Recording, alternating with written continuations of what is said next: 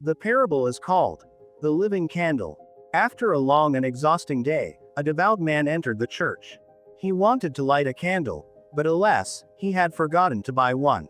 He only realized it when he had already stepped deep inside, where the service had begun. What should he do? Go back to the candle stand and disturb those in prayer? No, that wouldn't be right. Then a thought came to him. I will stand in place of a candle. And so he stood, through the entire service, still unwavering, only bowing, crossing himself, and burning with prayer like never before. Nothing distracted him. As he was leaving the church, he suddenly remembered again. I never lit a candle. He sighed with sorrow, yet he had no idea that he had just offered the most pleasing candle to God.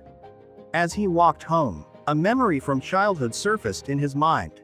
One day, he had asked his grandmother, "Grandma, what do you love most about church?" She smiled gently. The air itself, that wondrous fragrance filling the church. One could dissolve into it, like grace itself. She paused, then added, the light, streaming from everywhere. It enters your soul, and you yourself become light. Then, covering her eyes with her hands, she whispered, and the hymns, you cannot help but hear them with your heart.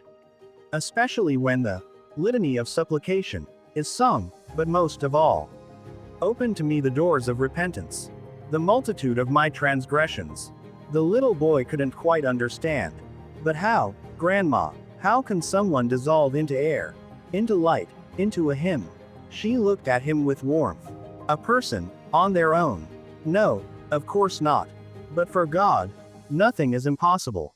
Only He can unite a Christian and the church into one during worship, turn a prayer into a burning candle, and drops of wax into tears of repentance.